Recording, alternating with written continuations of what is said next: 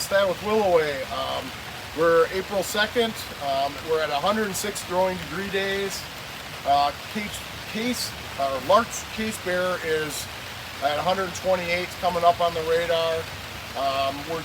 This week has been real rainy and cooler, so we're really not building degree days very quickly.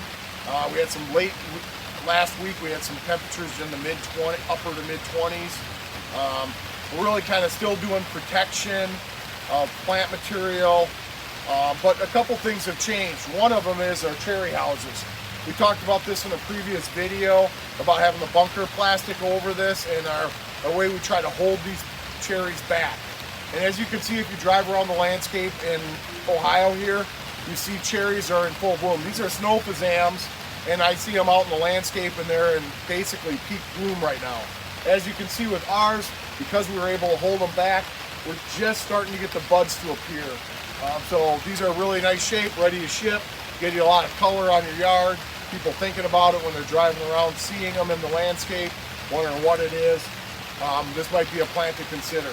But I really wanted to talk about why we do this. We do this so that we can make sure that we don't lose the flower buds before we ship too early in the season.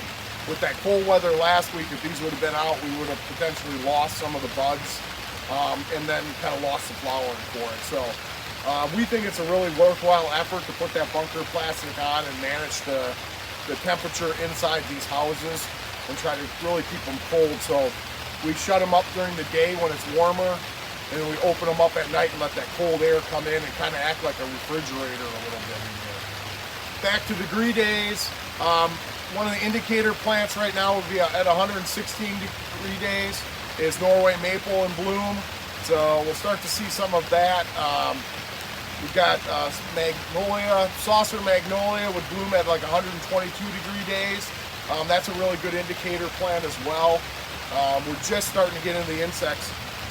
Speaking of other things to be watching for right now, with like plastic in the houses, this damp humidity, real important to be watching for powdery mildew to get established on plants that are more susceptible. So like some of the perennial plants, roses, if they're starting to show leaf, would be some of the ones I look at closely. Like Monardia is another one that's in the perennial family, gets it right away. The other plant disease that we see this time of year is downy mildew. And downy kind of presents itself in different plants in a little bit different way. It doesn't have that white residue or texture like the powdery does.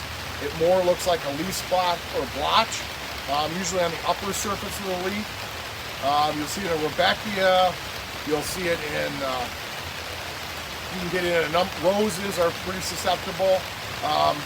Seems like here we see it in yellow roses first, and then it kind of moves off into some of the other varieties where the reds are the last ones to get it. So you may want to start a fungicide program if you haven't already on your roses and they're breaking. It's real important to kind of keep up with that. Once you get black spot, which comes on a little bit later in the season, or downy or things like that, you're more or less protecting the new foliage, but you can't really reverse the effects that you see on the leaves. So it's important to be proactive a little bit on some of these plants that are more susceptible.